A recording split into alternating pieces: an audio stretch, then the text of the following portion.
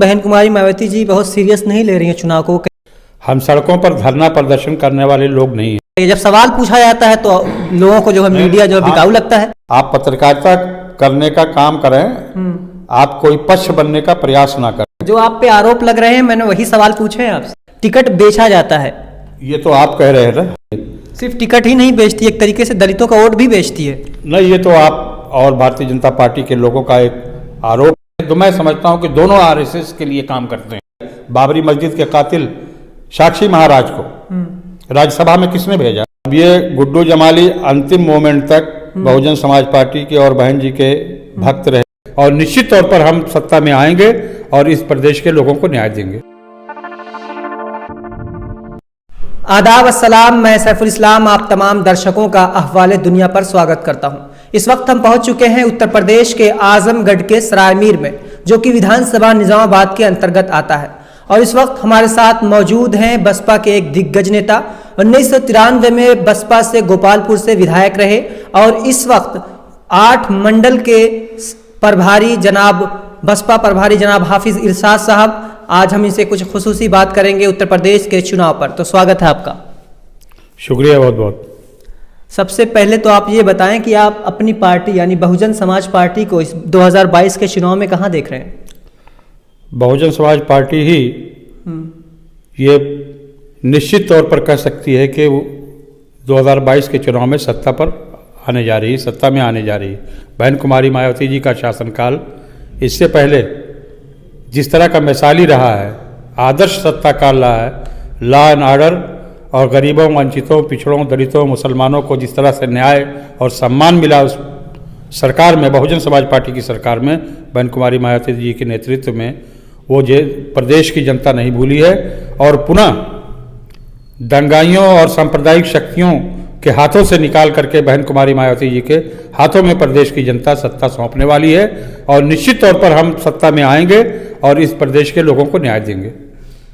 लेकिन बहन कुमारी मायावती जी बहुत सीरियस नहीं ले रही हैं चुनाव को, कहीं दिखती नहीं है ज़मीन पर। एक लखनऊ में उनकी सभा हुई, उसके बाद ना उससे पहले कुछ दिखाई नहीं दिया।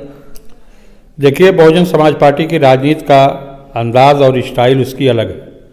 हम सड़कों पर धरना प्रदर्शन करने वाले लोग नहीं हैं। हमारी पार्टी की नीति है कि शांतिपूर्वक तरीके से कैडराइज पार्टी है, तो हमारा कैडर जो है वो साल के 12 महीने और 365 दिन जो है वो सक्रिय रहता है। हमको सड़क पर प्रदर्शन करने की ज़रूरत नहीं है। हमारा कैडर काम कर रहा है, हमारी पार्टी की नीतियाँ स्पष्ट हैं। चूँकि सामाजिक न्याय और सामाजिक समरसता की राजनीति हम करते हैं, तो इसमें अन्याय और अत्याचार के खिलाफ हम हमेशा लड़ते हैं। इसलिए हमको उस तरह से नज़र आने की आवश्यकता नहीं है।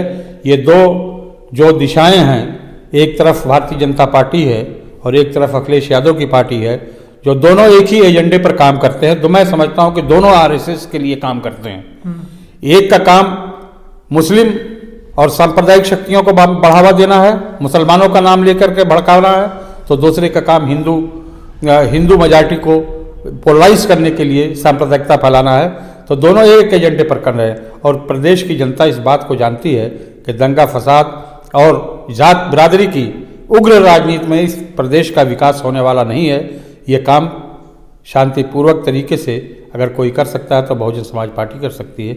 इसलिए लोग खामोश हैं। और आप देखिएगा कि जब रिजल्ट आएगा तो बहुजन समाज पार्टी पूर्ण बहुमत की सरकार बनाएगी।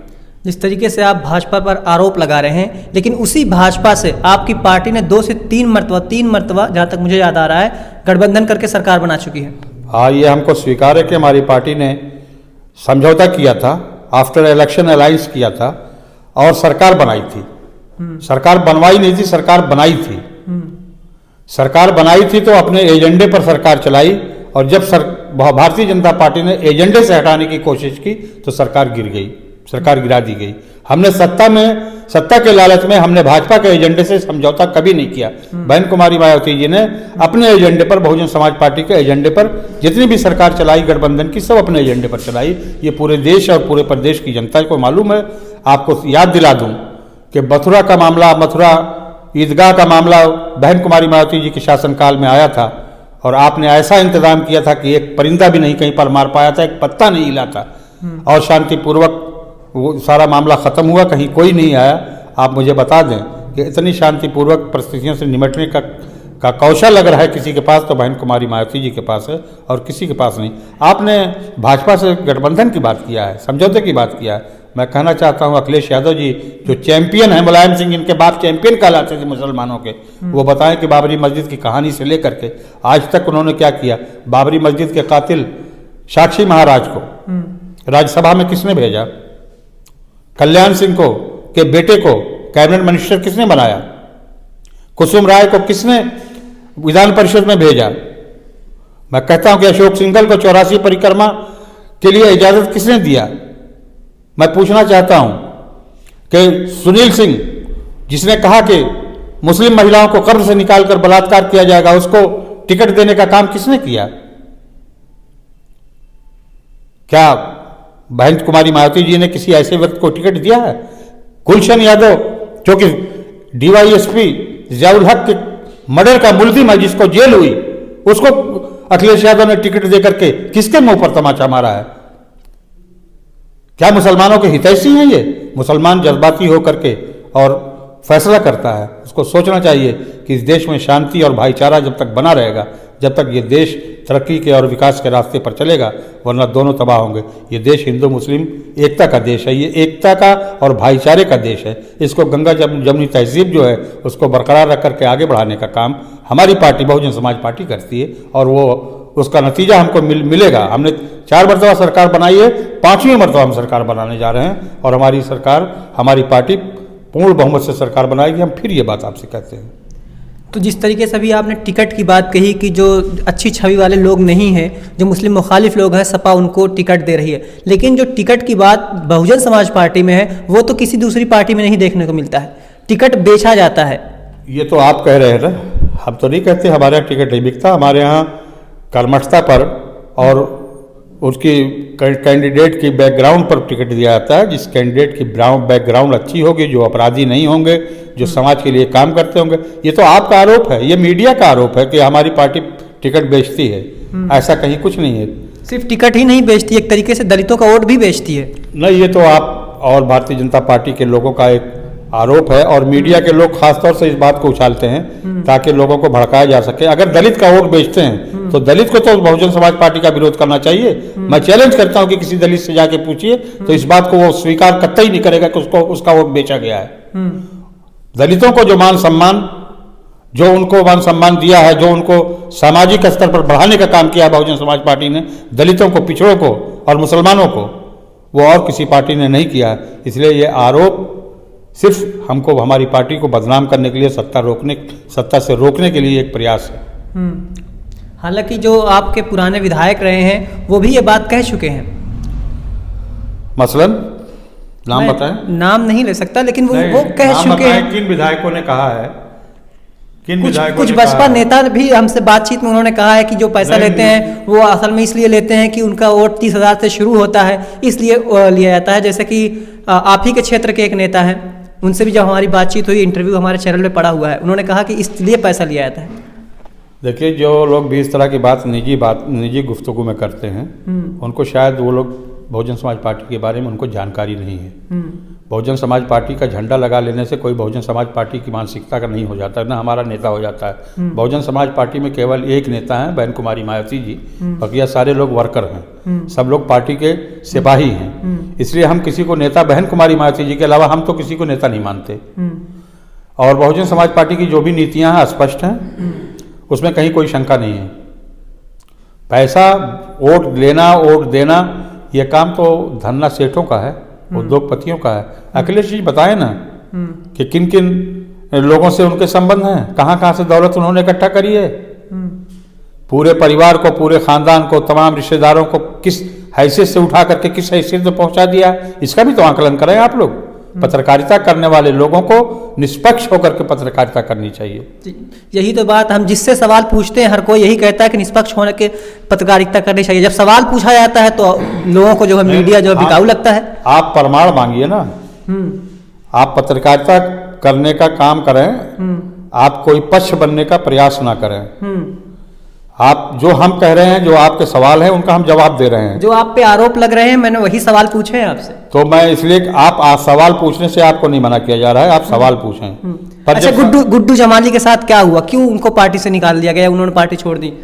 अब ये गुड्डू जमाली अंतिम मोमेंट तक बहुजन समाज पार्टी के और बहन जी के भक्त रहे।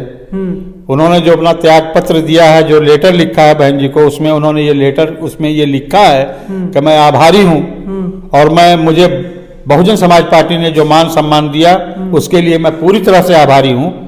मुझे कोई विरोध, उन्होंने कहीं विरोध का इजहार नहीं किया, वो पूरा आभार प्रकट किया है। उन्होंने केवल ये कहा कि मुझे लगा कि मेरी कुछ बातों से पार्टी हाईकमान को संतुष्टि नहीं हुई है, इसलिए मैं त्याग पत्र दे। उन्होंने यही लिखा है कि मुझे लगा, यह भी प्रमाणित नहीं है कि वो पार्टी हाईकमान उनसे असंतुष्ट था कि नहीं था। इसके पीछे की कहानी बहन कुमारी मायावती जी स्पष्ट कर चुकी हैं, प्रेस रिलीज में बता चुकी हैं। बड़ा आरोप लगाया है, बड़ा आरोप लगा है, और वो आरोप आज का नहीं है, काफी दिनों पहले का आरोप है।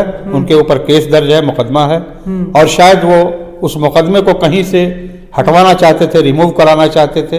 उस मामले को लेकर के असंतुष्टि बढ़ी और उन्होंने त्यागपत्र दिया। अच्छा, ये जो सरकार रही है भाजपा की 5 साल सरकार, इस पे आपको क्या कहना चाहते हैं? योगी जी कितना सफल रहे? अब योगी जी को तो मीडिया जो है सफल बता ही रहा है, आप भी मीडिया बंधु हैं, आप भी सफल बताएंगे।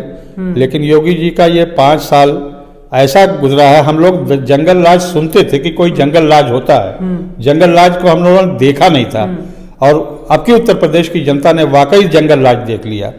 इतनी महिलाओं के सम्मान की बात इन्होंने की, महिलाओं के साथ इतना बलात्कार हुआ, इतनी हत्याएं हुई, इतना जुल्म हुआ कि उसकी कोई नज़ीर, उसकी कोई मिसाल आज तक के उत्तर प्रदेश के इतिहास में नहीं मिलती।